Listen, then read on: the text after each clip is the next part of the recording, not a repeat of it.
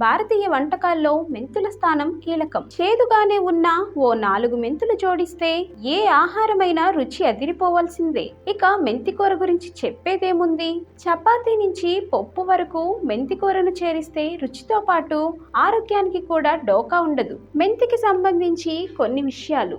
ఒంట్లోని చెడు కొవ్వును కరిగించే లక్షణం మెంతులకు ఉందని చెబుతారు. ఊబకాయాన్ని తగ్గించుకోవాలని అనుకునేవారు ఆహారంలో మెంతులు లేదా మెంతికూర చేర్చుకోవచ్చు. జీర్ణ సంబంధమైన సమస్యలకు మెంతులు దివ్యౌషధం. జీర్ణ సమస్యలు తగ్గించటమే కాకుండా ఆహారంలోని పోషకాలు కూడా ఒంటికి అందుతాయి. ఋతుక్రమంలో మహిళలకు వచ్చే కండరాల నొప్పులను తగ్గించటంలో మెంతులు సహాయపడతాయి. ఐరన్ లోపాన్ని సరిదిద్దేందుకు కూడా ఉపయోగపడుతుంది. మెంతులకు ఆకలిని తగ్గించే గుణం ఉంది. ఎప్పుడు పడితే అప్పుడు ఏది పడితే అది తినేవారు నోరు కట్టుకోవటానికి సహాయపడుతుంది.